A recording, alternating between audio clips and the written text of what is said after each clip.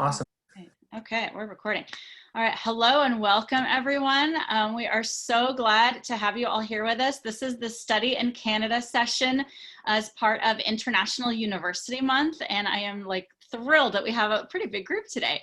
So I'm going to introduce you momentarily to our university reps, and I just want to thank both students for being here on your day off today and our wonderful reps.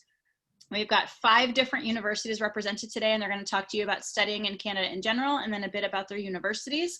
So I'm going to turn it over to them momentarily.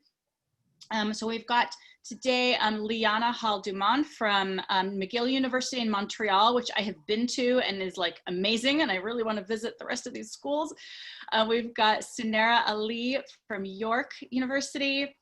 Alex Riviere from University of Victoria, and he actually did a presentation for us already, a college rep visit. We've got Valerie Herteis from University of Waterloo, and we've got Jory Thiel from University of Alberta. Got everyone, right? Yes, that's everyone. Okay, so they're going to talk to you all about their universities, and I want to mention one last thing. Today's kind of like Canada Day, because at 12:20 we've got a college rep visit with University of Toronto that was just coincidentally scheduled that way. So if you guys are interested in learning about yet another Canadian school today, sign yourselves up on Naviance for the rep visit, and you can learn about Toronto as well. So I'm going to turn it over to Alex, and thanks again to everyone, and excited to learn a lot about Canada. Awesome, thank you, Daphna. Hi everyone, my name is Alex Riviere. I am a student recruitment officer at the University of Victoria. So I work with students coming from the US. Today we're going to talk to you guys about some of the advantages of studying in Canada, a little bit about Canada in general, and then so that'll be Canada 101. We'll talk to you about the education in Canada, why we have such a high level of education, and why it's a great opportunity for students like yourselves coming from the US, some of the application process, because it might be a little bit different for Canadian universities compared to the universities that you might be applying to in the US. Some fees and finances. So you'll notice that we do have different tuition rates and stuff like that. So we'll talk a little bit about that maybe individually, but we'll go over a general sort of fees and finances. And then the participating universities. So we'll all introduce ourselves, talk about our specific institutions and some of the different opportunities that exist at our institutions, the application process, some of the admission requirements for students applying with US high school diplomas. And then we're going to open it up for a Q&A after that. Oops. Awesome. So we're really lucky today. We have 5 different universities representing multiple different provinces in Canada, which is great. We have universities from coast to coast. So in Quebec, we have Mcgill University, and working our way east, we have York and Waterloo in Ontario. And then we have in Alberta, we have University of Alberta. And then in BC, we have the university I represent, University of Victoria. So Canada is a very big country.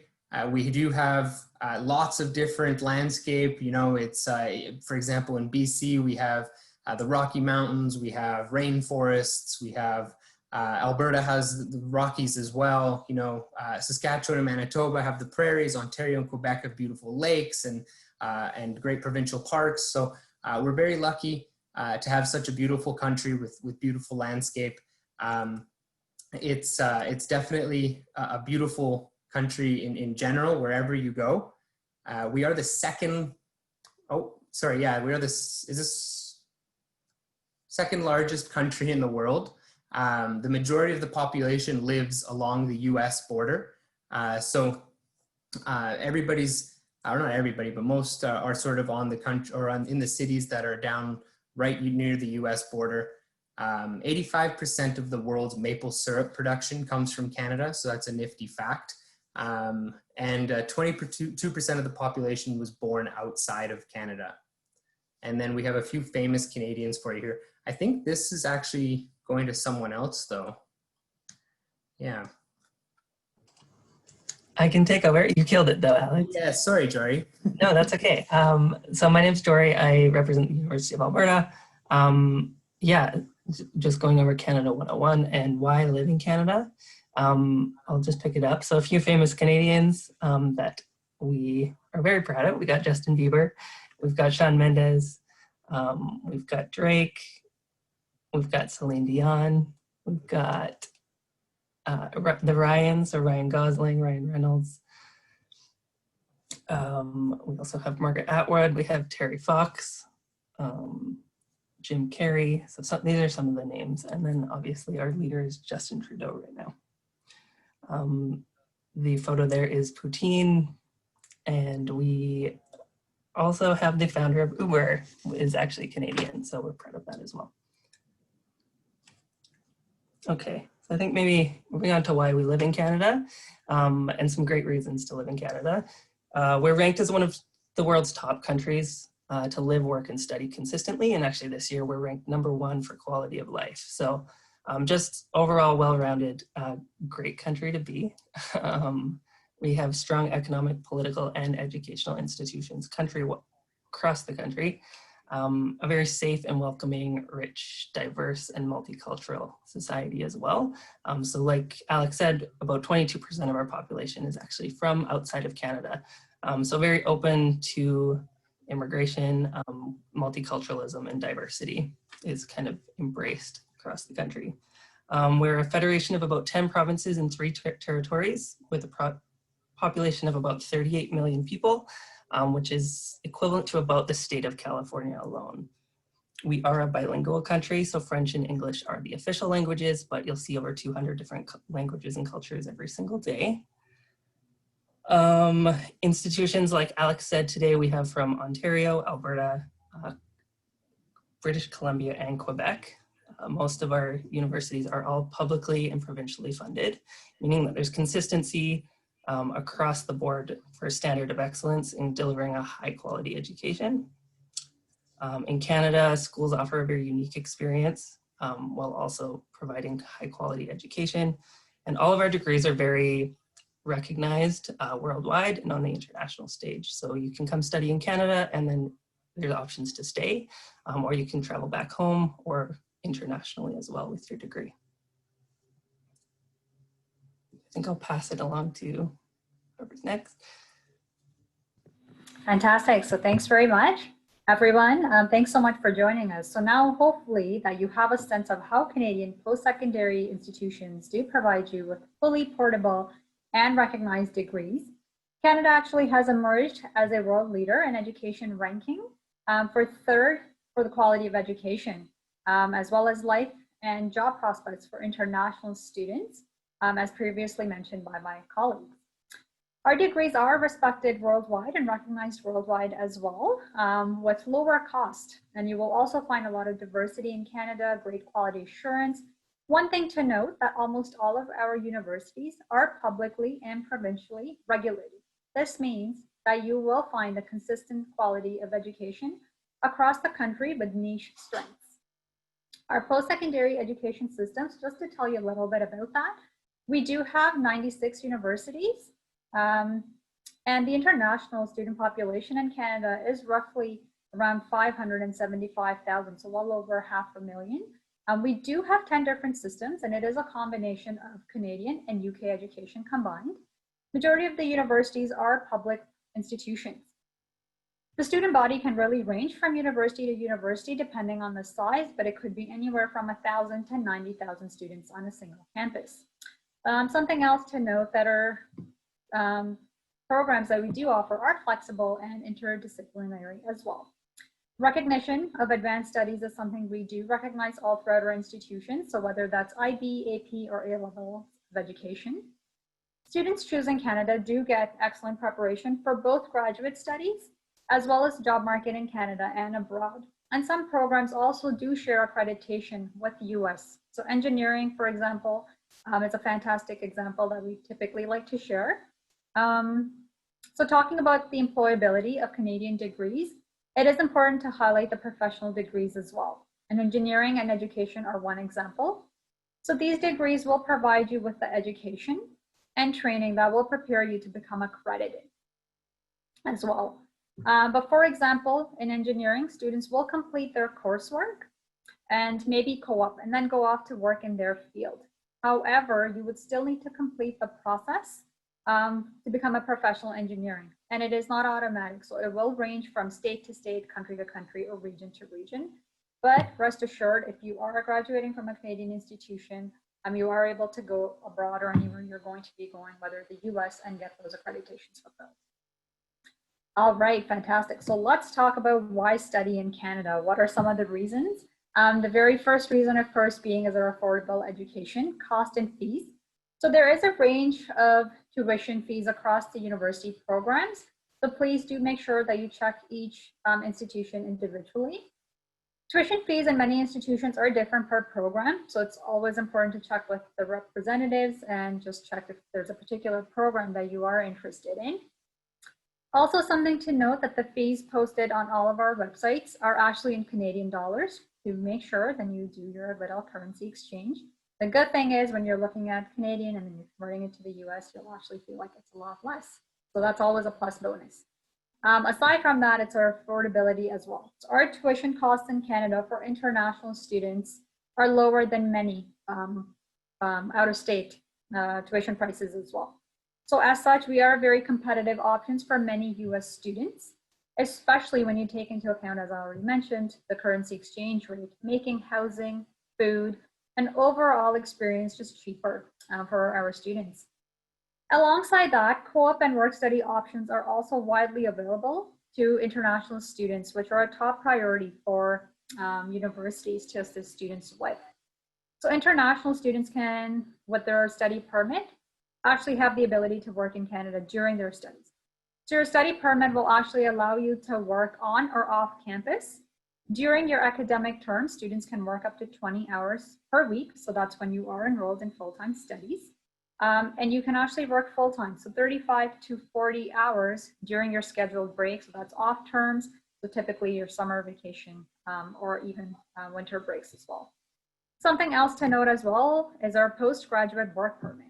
So graduates can actually apply for a postgraduate work permit after you have a completion, a letter of completion and an official transcript from your university. You can start to work as a skilled worker immediately upon graduation. And after completing 1 year of skilled work, individuals are actually eligible to apply for their permanent residency. So that's a PR status. And you have all the rights and freedoms of a citizenship except the right to vote. Worry not. Permanent status will actually lead to citizenship at least after a minimum of 3 years. So if you are studying in Canada, whether you're going to be doing a 4-year Canadian degree or a 2-year Canadian diploma, this will entitle you to actually be able to have a 3-year postgraduate work permit. All right, so with that, I will now give it off to my next colleague. Wonderful, thanks, Sunera. So now I'll talk a little bit about internships and co-op. And so experiential education is really a big deal to all Canadian institutions. So every school in Canada will have either an internship or co-op opportunities, or possibly even both of those experiences as well. So to define each of those, basically an internship is something you might be more familiar with. It's your chance to work with the company to gain really valuable practical experience. Traditionally, internships are offered as a single experience, maybe in between second and third, or between third and fourth year of studies. It's often managed at the department level rather than institution-wide as well. Your salary, the term length, and timing is all dictated by industry, and volunteer positions are not uncommon when you are looking into internships. And then there's co-op or cooperative education. And this is a system of study that alternates terms of full-time, paid career-related work experiences with terms of academic study. So students will typically take what you're learning in the classroom and apply it to multiple possible career opportunities. Typically, it's 3 to 6 different work terms that are 4 or 8 months in length. And this all happens during your undergraduate degree. The work is vetted, structured, supervised, paid, evaluated, and even required for degree completion. It can be a competitive employment process and is structured and supported by the institution as a whole. It's typically not a placement system like many internships are. By alternating the study works schedules, it allows for multiple work terms. And it's really important to keep in mind that every school across the country will have a very different schedule. So in terms of length and how many work terms are available to you. And remember, this is full-time paid career-related experiences. But ultimately, whether it's an internship or part of the co-op program, student engagement and experiential learning leads to your overall success. It really helps build your confidence, helps build your resume, and really sets you up for life after graduation. On the next slide. So now I'll shift the presentation just slightly and cover how to apply in a very general sense. So typically applications are accepted starting now until the month of March in the new year. And there's varying deadlines by program and by institutions in general. Students apply to a major or area of study as opposed to an institution as a whole. Some programs are direct entry into your major, and some will have a more general first year or first year of study, allowing you to select your major or area of interest going into your second or third year. For some schools, you'll actually apply directly to that institution using their application web pages. But there's one large exception, and that's for the universities and colleges in the province of Ontario. So we use the central system called the OUAC, so the Ontario Universities Application Center for short, and that's how the province collects those applications. Some schools also use the common application. Many schools in Canada do work on a rolling admissions timeline. So this means that schools can make decisions as students complete their application on this rolling basis. But some programs do follow a hard deadline. So it's really important to check with the school's application pages and with the recruitment officers for those specific timelines and deadlines. And then once you receive your offer, your academic journey typically begins in the month of September and runs through the month of April. This is a traditional school year. So it's composed of 2 4-month school terms. And finally, most Canadian universities are public and held to the same quality standards. So it's about finding the right fit rather than a sort of a tiered rank-based system. And I will leave it at that. I know each of us will go into a few more details about each of our institution in terms of the application and admissions process. So I'll pass it to, yes, the next slide, thanks. Thanks, Valerie. Welcome, everybody. My name is Liana, and I'm joining you today from the beautiful city of Montreal, and I represent Mcgill University. But I just realized, very apropos, this slide is actually a picture of the beautiful nighttime skyline of our city. But let's talk about admission requirements when you're applying to Canadian universities. So obviously there's going to be exceptions as you're getting that trend, as the case we've all mentioned so far, and certainly admission is no different. So of course you'll consult directly with each university, but some of the things we have in common across the board, and one of the biggest differences you're going to find is really in how we review an application for admission. And if you haven't taken a look at our applications yet, you might be pleasantly surprised when you see how short and sweet some of our applications are. Typically, most universities in Canada are really focusing primarily on your academics when you make an admission decision. So that means the application itself is probably going to be pretty straightforward. You're not going to find a lot of supplemental information to provide to most of us. Now, there's always exceptions for that, and even within an institution, there might be exceptions for programs that need auditions or portfolios or certain things depending on that discipline. But by and large, we're really focused on looking at your grades, and the focus tends to be on your last 2 years of high school, so your junior and senior year, but it's not uncommon for us to look back further, as we will be looking to see specific grades in particular in prerequisite courses based on which program it is you're applying to. Now, one of the biggest differences in applying to universities in Canada is that you are applying to a program You might not have to know exactly what major you want, but you might be picking at least the degree that you want to, or what group of majors you're interested in. So this will vary even within one university and obviously change from school to school, but keep that in mind when you apply. Generally, you cannot apply 100% undecided and will at least be picking which faculty it is that you want to be a part of. Along the lines of the academic requirements, our majority of schools across Canada have adopted a test optional policy when it comes to SATs or ACTs, so be sure to check those details. And for most of you, the language proficiency requirement is probably not going to be an issue. We are all English language universities, and we're looking that you have a proficiency in English. So if you've been living your whole life in the US, you probably have no problem. Most universities in Canada are looking for students to have spent at least 3 or 4 years in an English-speaking country. So if you are an international student, as I know we do have some in your area, just check with the school to see what English proficiency test would be required. And then on the topic of supplemental information, Valerie touched on this a little, but just recognize one of the big differences in applying to schools in Canada is we usually have 2 deadlines. There's a deadline for your application itself, and then there'll probably be a second deadline when we actually want all the information to support your application. For most of you, that'll just be your grades and maybe your test scores. So do pay attention to that. You'll see 2 different deadlines, and don't be confused. That's kind of normal for us here north of the border. And then just that mentioning again, probably not going to have rec letters, essays, list of activities as part of your admission decision. It might be something that we ask for as part of a scholarship application or something like that. So on to the last section here where we talk about the overview in Canada. I'm going to close it out here, just mentioning a little bit more about fees and finances. Sunera gave you a little bit of an introduction to the fact that fees are determined by province and they will vary from university to university. We are definitely viewed in Canada as an affordable place to both live and study. But of course, it's all relative to what your perspective is. So of course, you'll consult with each university directly to see your specific fees.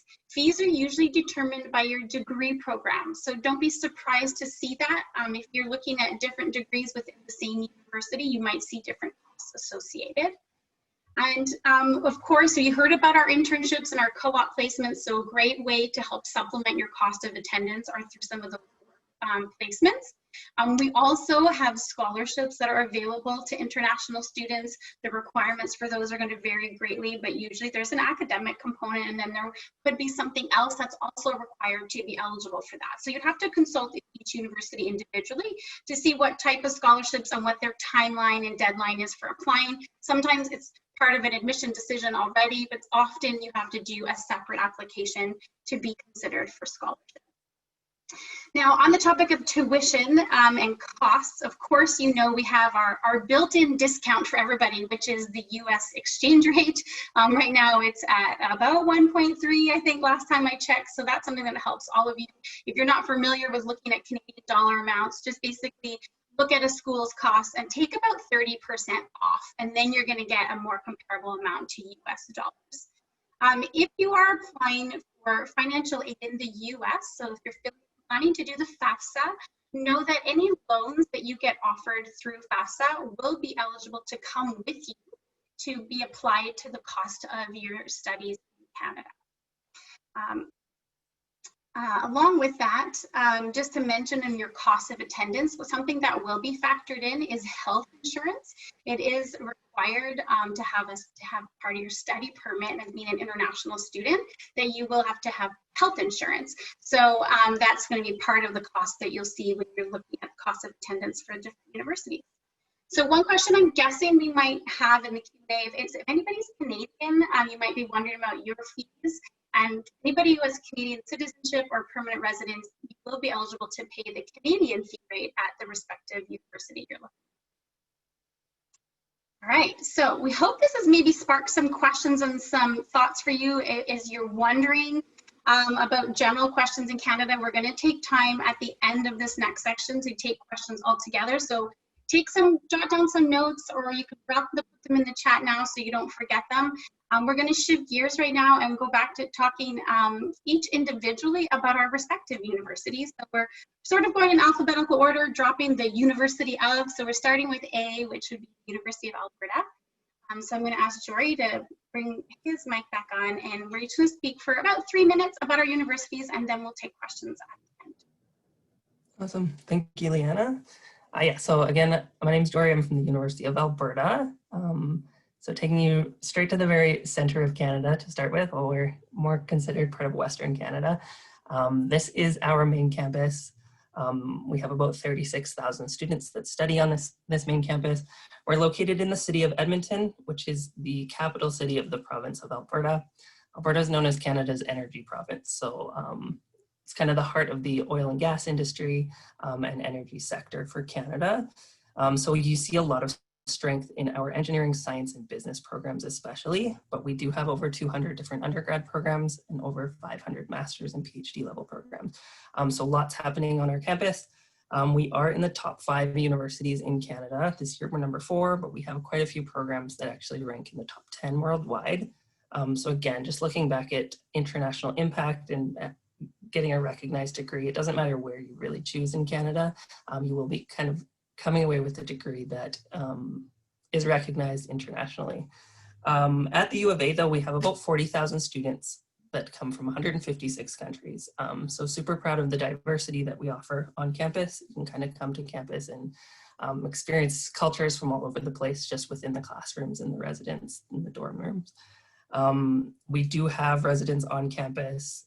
All first-year students are guaranteed a space. So you kind of get that first priority at that on-campus immersive experience with dorms and meal plans and all of that. As far as campus life, we do have student clubs on campus. We have over 400 student clubs. We have varsity athletics programs. We have fitness facilities, and all pretty standard to most universities across Canada.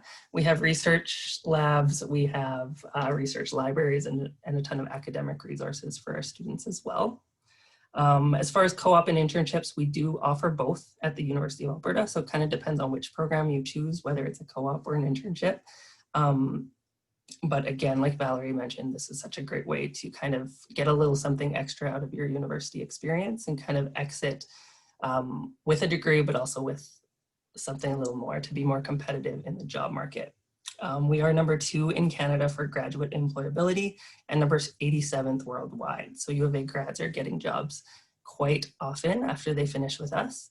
As far as tuition, it ranges depending on program, but anywhere between about $20,000 US to about $30,000 in that range per year. Our degrees are about 4 years long. And scholarships, we do offer over $32 million every year to undergrad scholarships. So my suggestion with all schools though is to apply early. Our scholarships do go out on a rolling basis. So apply before the end of the year in order to have kind of the best shot at the most amount of money. That's all for me. So passing it on to Miguel. Sorry, back to me. I don't multitask fast enough getting the mute. Thank you, Jory. So yeah, Montreal is our home of our campus. What you see here is a beautiful shot of our arts building. It's sort of one of the iconic images of our downtown campus. And of course, the fall colors are changing right now. I know you guys get that a little bit in California, but nowhere near as cool as it is here right now. So I have to share that with you. Just some highlights about our campus area and location. I do think this is one of the most unique things about McGill is our actual location, not just our city, but our campus layout. So first of all, for the city of Montreal, we're the 2nd largest city in Canada. You probably have heard that we're a French-speaking city, and if you speak French or you want to learn French, of course, a great place to do that, but we are an English language university. So you really don't have to know French to come to McGill or to live in Montreal, but of course you're going to hear it a lot around you. If you don't know any French, don't worry. You really can live in an English bubble for 4 years. Most people are very bilingual here and usually multilingual. Everybody speaks at least a little bit of French and English, but you will find many of our Montreal residents, a different language is their first language, and neither French or English is their first language, because we are such a multicultural city, which is really the norm of our big urban centers in Canada, and you'll find that out quickly if you haven't visited yet. So we have 2 campuses at McGill. Our downtown campus is obviously this bigger photo, and you'll see outlined in red is the main area of our campus. We are almost 200 years old as a university, and we have a really wonderful, rich, long legacy as an international school with an incredible reputation around the globe. Of course, this started 200 years ago, and at that time, our campus, the city was much smaller, so it didn't look like this picture. But we are really this hybrid setting. We are a residential campus feel, but obviously very much in an urban environment, and literally outside of our front doorsteps is the most central point of downtown Montreal. Now, the second photo you'll see here on the top right corner is our Mcdonald Campus. So it's a very different size to our downtown campus. Our campuses are only 45 minutes apart. They are connected by a shuttle. So students can take classes on either campus, but you'll find that you spend the majority of your time on one campus or the other, depending on which faculty it is that you're offered admission to. So the Mcdonald campus is home to about 2,000 students, so it's in very much a small campus feel. So if the idea of a big university is intimidating to you, but if you are interested in sciences, I would definitely encourage you to check out our MAC campus and the programs there. So students interested in science at McGill, you have a little bit more homework to do in looking at the majors and programs offered on both campuses, but don't worry, you can apply to both, and it's all one application. For our application process, our deadline is in January, and you are going to get to apply to 2 programs when you apply. So you might apply to 2 different faculties entirely, or in the case of an example like engineering, where you're applying to the major, you would apply to maybe one major in engineering, and you could also apply to something outside of engineering. It's up to you how you plan that out. What's really helpful for you is on our website, we publish last year's minimum grades and scores that were needed for admission. And of course, most importantly, is we list the prerequisite courses that are required by program. So be sure to check out that undergraduate admissions page for US high school students, because that's where you really can get the good guidance, not just of course on the information about the programs, but your eligibility for the programs and helping you pick those 2 on the application.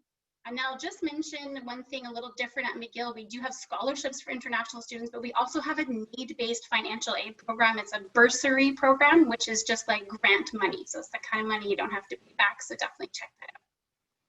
All right, so that's where we're going to end it for McGill. And I'm going to pass the mic, so to speak, on to Alex, who will talk about the University of Victoria. Awesome, thank you, Liana. Hi guys, my name is Alex Riviere. I represent the University of Victoria. So we're located on the West Coast on Vancouver Island. We're a shuttle ride away from Seattle, and we do have an international airport on the island, so it's very accessible. This is a photo of our campus. We're about 5-10 minute walk from the beach there. You see that bay, it's called Cadborough Bay. We have 400 acres on campus, 200 of which is green space. So anywhere you go on campus, you're going to see something beautiful. We have an old mystic forest that you can walk through. We have a beautiful botanical gardens. So really a beautiful campus, great place to study and live for sure. We're surrounded by the natural environment, and that really does shape sort of what we learn and what we focus on. You'll see here in the UVic rankings, we're 4th in the world for climate action. So we definitely take climate change and studies on climate action very seriously. We have a great environmental studies program. Surrounded by the water, we have great science programs like marine biology and ocean sciences as well. If that's something you're interested, definitely take a look at those programs. We are also Canada's best comprehensive university for preparing career-ready students. So this is highly due to our co-op program. So if you go to the next slide, I'll talk about the co-op program a little bit. We have the 2nd largest co-op program in Canada. It allows you to work for up to 16 months throughout your degree. making or earning on average $3,000 a month. Co-op terms are usually around 4 months to 8 months, and you can do, like I said, up to 16 months of co-op. 75% of our students that graduate with participation in co-op actually have a job offer before they even graduate. So it's a really strong way to move from academia into the workforce. Our campus is about 22,000 students, just under 19,000 of which are undergraduate students. So we are a mid-sized university by Canadian standards. Something important to note, though, is that 87% of our students come from outside of the greater Victoria area. And this is really important to know, because if you're coming from the US, you'll be in the same shoes as 87% of the other students on campus, learning about Victoria, you know, the best coffee shops, best grocery stores, all together. So to talk a little bit about our admission requirements, we require that students have a grade 12 graduation from a regionally accredited high school with 14 or more college prep courses. I'm sure that's not going to be an issue. We do look at your cumulative unweighted grade point average from freshman to senior year, so 9th to 12th grade. It is unweighted, so if you're taking AP courses, we will for sure offer transfer credit or university credit for those courses, but we're not taking into consideration how difficult those courses are. When you're applying, you'll apply to a faculty, and each faculty will have specific course requirements. So if you're applying to engineering, you might have some science related course requirements that you would want to look into, and make sure you're taking the required courses for engineering or science. We do not require SAT or ACT scores, but they can be submitted if you have a good score and you would like that to act as a supplemental piece to your application. And then something important for our students coming from the US, we do have an early conditional admission offer program for students that are applying with a 3.5 cumulative unweighted GPA or higher. So you can get your application in before December 15th and typically have an answer early January for those students. And that's all for you, Vic. Awesome, thanks. Hi again, everyone. My name is Valerie. I'm one of the international recruitment officers at the University of Waterloo in Ontario. And the university is located in the region of Waterloo. So it's a population of close to 500,000 and only about an hour drive from the Greater Toronto area. We're also known as the Silicon Valley of the North. Founded just over 60 years ago now, we have quickly grown to become one of the top 200 universities in the world. We're a comprehensive university with over 100 undergraduate programs across a really large amount of subjects. So some of the majors include engineering, computer science, global business and digital arts, environment business, science and aviation, and lots more as well. There are close to 34,000 undergraduate students. 20% are international students. We're also known as Canada's Innovation University because of our cooperative education program, our unique approach to studying business, our 100% student-owned IP policy for those entrepreneurs, and home to one of the largest startup incubators, mixed up on my words there, in North America. And co-op really is a big part of who Waterloo is. And we are now home to the largest cooperative education program of its kind in the world, with close to 20,000 students enrolled and over 7,000 employers across the world. And from the very beginning, Waterloo was designed to be different, to teach students to really think in new ways and to connect research and academics with real-world challenges and opportunities. And on the next slide, I'll cover a bit of admissions. And sort of in terms of admissions, applications are submitted on OUAC, and then the required documents are sent electronically. The deadline is February 1st, 2021 for those senior students. We require the high school diploma with prerequisite courses, at the AP level or like the grade 12 senior academic level equivalent. The admissions averages that are needed to be considered for the program will vary by major. Some are more competitive than others. Reference letters are not required. And the only program that requires the SAT or ACT is engineering. But if you are unable to complete it this year, please contact our office directly to kind of chat with us about that. And it is optional for all other programs. Engineering also requires chemistry in addition to other required courses. I often do mention that as sometimes it is different than other universities. We also have the admissions information form that allows you to tell us more about yourselves. So it's really similar to a personal statement, but it's just short answer questions. And we really just want to see that you have interests outside of strong academics. You are also automatically considered for all of the scholarships at Waterloo. And for math and computer science, you must write the Euclid Math Contest or the Canadian Senior Math Contest. Connect with me directly if you do have questions about that, as it is a Waterloo held contest. And finally, if you are looking at some comparable universities in the United States, I would say that we are most similar to the University of Cincinnati, Drexel, Georgia Tech, and Northeastern. And I will end it there and pass it on to Sunera. Thanks. Fantastic. Thanks so much, Valerie. All right, everyone. So Sunera from York University. York University is the third largest university in Canada, and we are located in the metropolitan city of Toronto. So Toronto is the fourth largest city in North America right now. Aside from that, we do have a population of 55,000 students on our campuses, and 49,000 of those students are actually undergraduate students. 12,000 of our students are actually first-generation university students. And we do have 3 campuses at the moment. So we have our Thiel campus, which we have a shop right here. So that is where the majority of our programs are housed. Aside from that, we do have our brand new campus, which is our most recent one. And this is our campus in Costa Rica, which we have our environmental and urban change. So that's our faculty that houses this program. So students are able to go abroad in their second or third year for research opportunities. And we also have a rainforest in Costa Rica as well. And then we have our Glendon Campus, which is our bilingual campus. It is a much smaller population with only 2,700 students located right by Drake's Mansion. So I'm sure all of you are familiar with Drake. But students are able to take classes interchangeably on both campuses, and we do have a shuttle that operates between both campuses.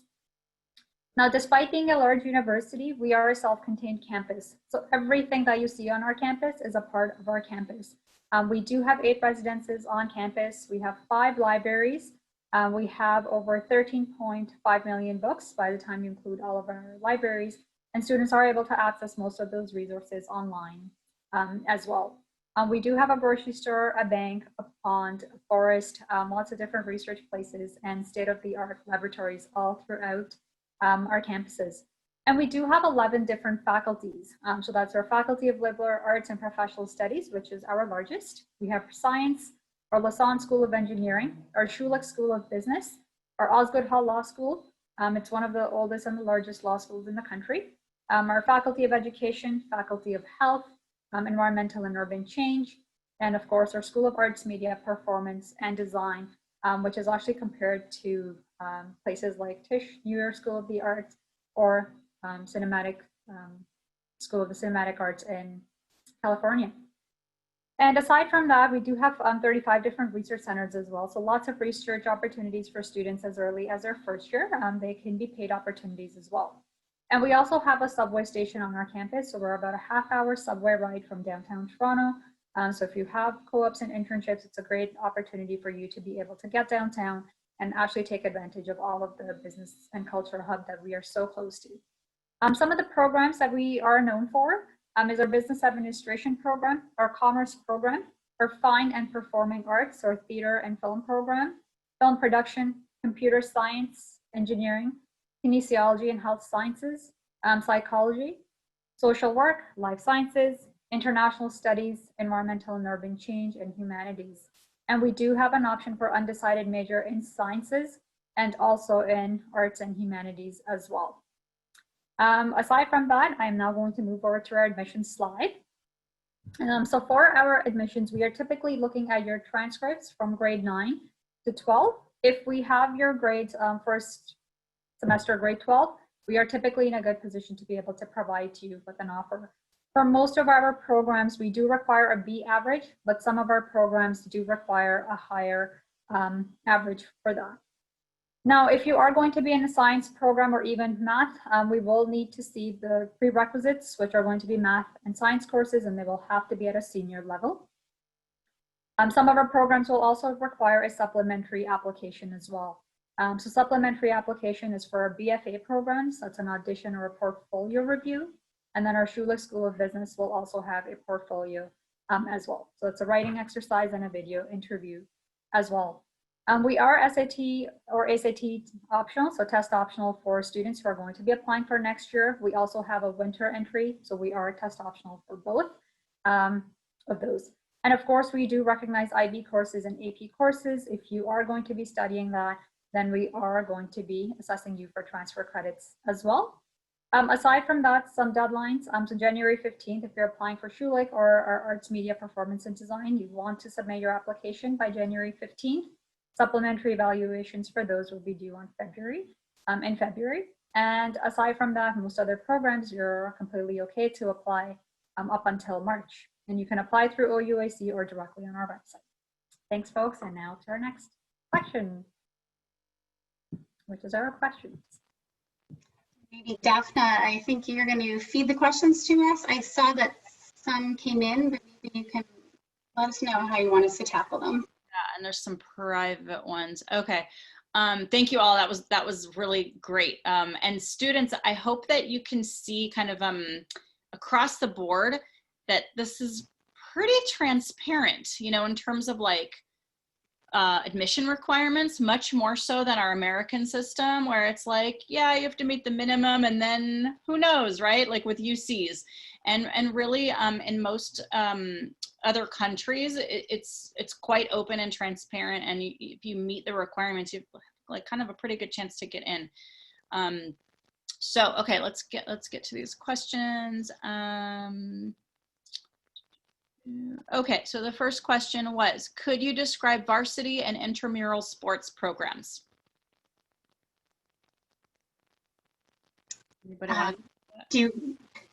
I can jump in and maybe assign this how you'd like, but I will say that across the board in Canada, athletics is very different than in the US.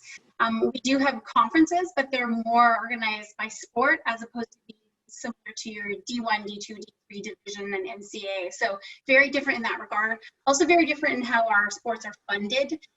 Their focus is definitely on the student part of being an athlete, a little more in Canada than in the US. So don't expect those big, massive scholarships like you see at D1 schools across the United States. But all of our schools, I know, we're big universities with lots of different offerings for student involvement, and I can attest for McGill, yes, we for sure have a large varsity program and an intramural program.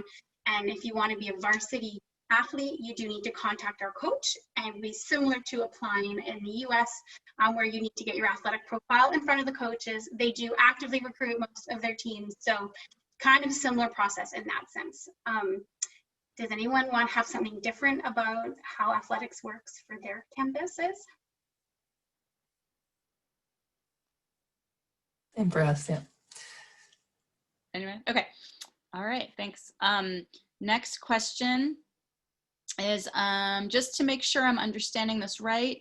For applications to Canadian universities, you apply directly to a university as well as directly to a major or type of major / major cluster. Could you give an example of what a degree type or major cluster would be? I'm not sure who to direct that to. That would be most relevant. Anybody, feel free to jump in. I could mention something very generally. So some examples would be like arts. So honors arts or science. Students could apply to sort of that faculty or that program, and then they would go to a university for a year, and then they would declare their basically their area of specialization or their major, maybe after first year into second or third year. Some programs are really flexible, so I'm being very, very, very general. It will be different across the board. And then, so that's one example of more of like a general application to sort of one of those programs. And then for some universities, I'll use engineering for an example. You would apply to generally engineering, and then after first year, you would then select your major. But it's at some universities, you would apply directly to that engineering major. So it's best to kind of do a little bit of research to see which universities, sort of what their policies are on that. And so again, yeah, sometimes you do have to apply directly to that major, but some universities, it might be more just to that faculty or that area. I hope that kind of helped with that question. Yeah, Valerie, that's a great explanation. Just going to jump in quickly. So I think Valerie covered it really nicely. For most programs, like Valerie mentioned, they might differ from university to university. So at York, for example, you would be looking at a faculty and then applying to a particular program, but especially if you're looking at like an undecided, so then you would have to choose arts or humanities. So just something to keep in mind. It's a good idea to speak to the representatives from each university and get a sense of the type of prerequisites you need. So even if you're applying to a general degree, whether that's an undecided arts or science, as we did mention previously, the prerequisites will differ. So that's something you just want to keep in mind when you are applying. Great, thanks, Sunera. Anyone else want to add anything? No? Okay. The next question is specifically for Jory. Is Alberta test optional for 2021? You got me. Sorry, my answer to that is I guess not yet. We do have a proposal to go test optional, and it is in the process of being reviewed, but currently our policy is still requiring the SAT or ACT. I do expect an announcement within the next couple of weeks, though that could be changing, so stay tuned. Great, thank you. And I will ask you all after we get through these questions, if you can talk a little bit about COVID and just any like updates that are relevant. But maybe somebody asked that. We'll see. Okay, next question. Is there a preference given to Canadian citizens over others for admission apart from academic scores?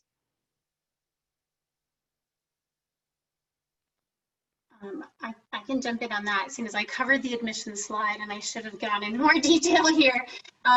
In general, now I'm going to ask one of my colleagues to correct me if I'm wrong, but there is not a preference given to a student based on citizenship or residency for the majority of our programs. It's really your academics is going to determine your eligibility for a program.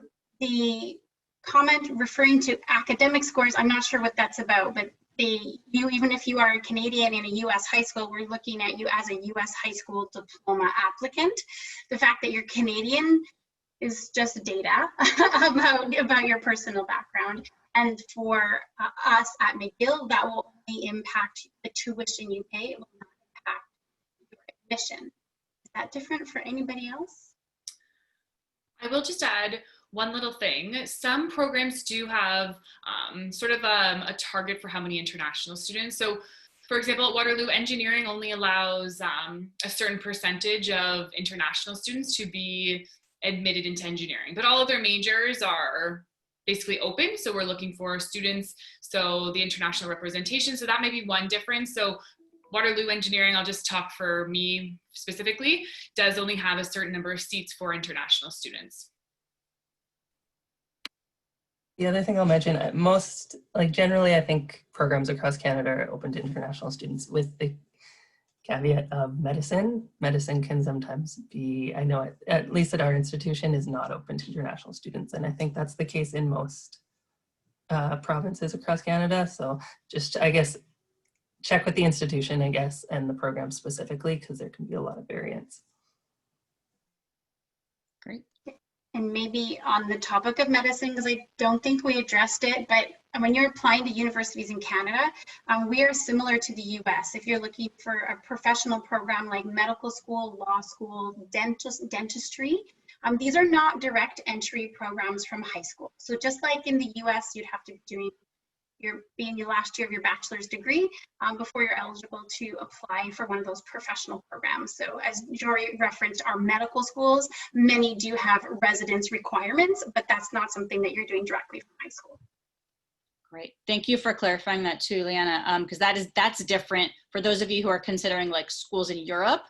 A lot of programs are direct entry. So yeah, that's a great contrast to draw. Okay, next question. With applications that focus heavily on test scores and grades, how do you decide who to admit from among students who are numerically very similar? Very good question. So that's a great question. I'm happy to address that first, and then my colleagues, feel free to jump in with anything you'd like to add.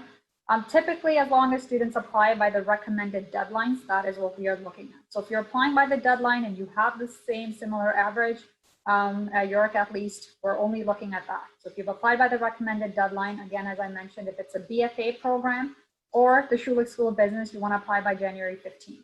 If you are close in your academic average, the next thing that we're going to be looking at is your supplementary valuation. If you're both extremely close and you do very well and it's a good balance, we'll present an offer to both students. After that, again, we're only going to be looking at your academic scores. March 15th is our other deadline for most of our other programs. If students are applying before then any student who's academically admissible will apply. Anybody who applies like March 16th will be the next person that we'll look at. Hopefully that kind of clarifies the process. Yeah, I will just add a little more for McGill. It is about the numbers a lot more at most of our schools, and specifically at McGill, it's rare that there are two students with identical numbers. So that is something, it's sort of a bit of the harsh reality is if a student meets our cutoffs, whatever they are at that moment, now you don't know what they are, it's something that's going changing internally all the time. But if there's two students that do have exactly the same grades and exactly the same scores and they're applying the exact same program, they're both going to get offered admission. So we aren't doing that more holistic review like a lot of American colleges looking at essays and rec letters. Those aren't going to be the things that are going to tip the balance and make the difference. It's really for us at McGill solely the academics. Anyone else want to add anything? No? Okay. So this really is different than the American system. I feel like here, a lot of it is not super welcoming sometimes, right? It's like the majority of students are kept out, right? And what I'm hearing so much from our international reps during the workshops of International University Month is like they want you to come in, right? There's lots of spaces and they make it pretty clear, which for me is really refreshing as a counselor to be able to let students know that like, hey, you actually have a way to opt out of the American like admission craziness. So anyway, just throwing that in there. Okay, we are at an hour, so we'll look towards wrapping up here. Got a handful more questions. Let's see, is Waterloo test optional for AP tests? More specifically, is an AP calculus score of a 4 necessary for Waterloo CS admissions? I presume that's meaning computer science. Yes, it would depend on the AP course. We do require or highly recommend AP Math, and we do need to see at least a score of 6 in that to be considered for Comp Sci. So that is our most competitive program, and so and we post all of these scores online. So feel free to send me an email directly. I've actually also included. I hope it uploaded okay, a file to all of our email addresses so that you can connect directly with each of the reps after this presentation as well. But yes, it'll be a little different for computer science and the scores required for that. Thank you. Okay, another testing question, hot topic. For test optional policies, would submitting an SAT score still be a benefit if the score is good? Also, do you look at the essay section of the SAT? Do you look at all SAT scores taken or only the highest in taking into account for admissions? I can talk about that one, just because UVic has always been test optional. So at least for the University of Victoria, we will accept the SAT score as a supplemental piece to your application. It can help.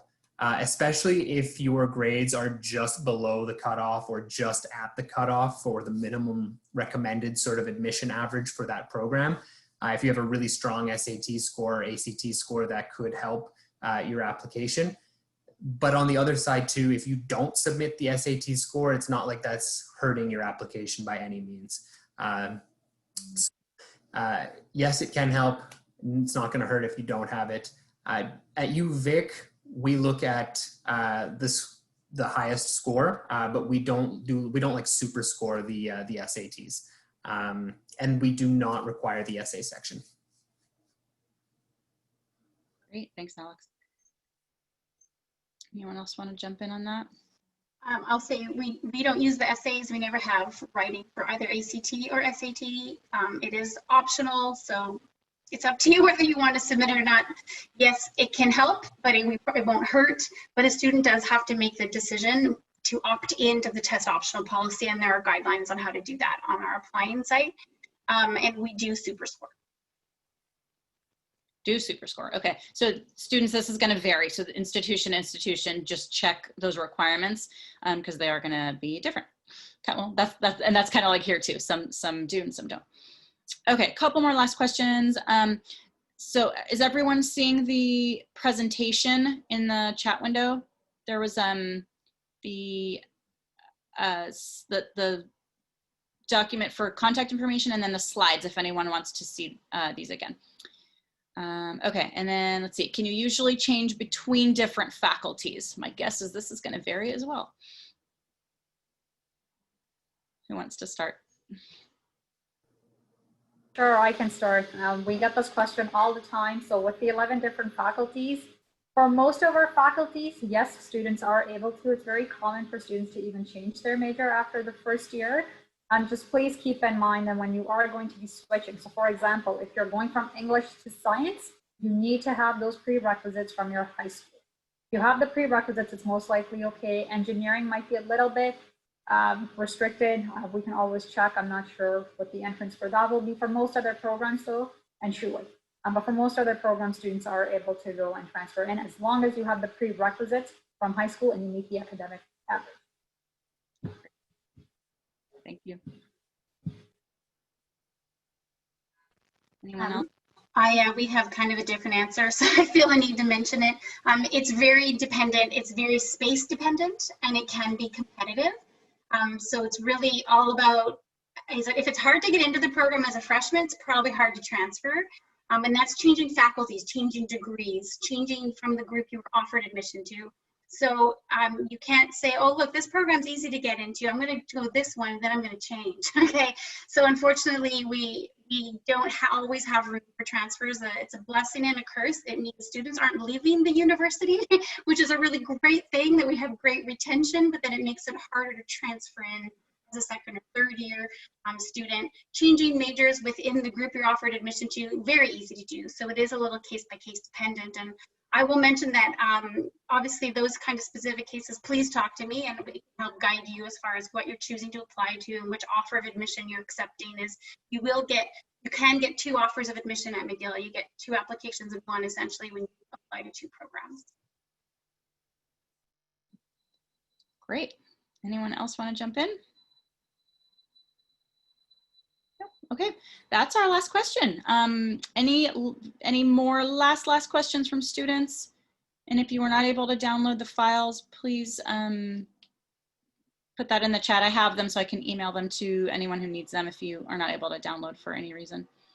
Oh, I would like to give a reminder. Valerie mentioned the handout that we put together. We also all put links to our email list. So I know we're all doing different kinds of online events and open houses or maybe like drop-in chats and things like that. So in that handout that she uploaded, gives you a way that you can join any of our email lists so that we can stay in touch with you.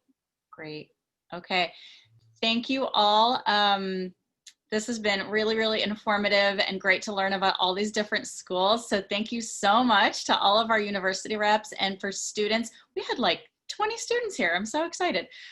So lots of really great info, and please do reach out to the reps, you guys. They're here to help you, and they're here to demystify the process and answer any other, more school specific questions. Check out their websites. I'm gonna stop recording now. Go.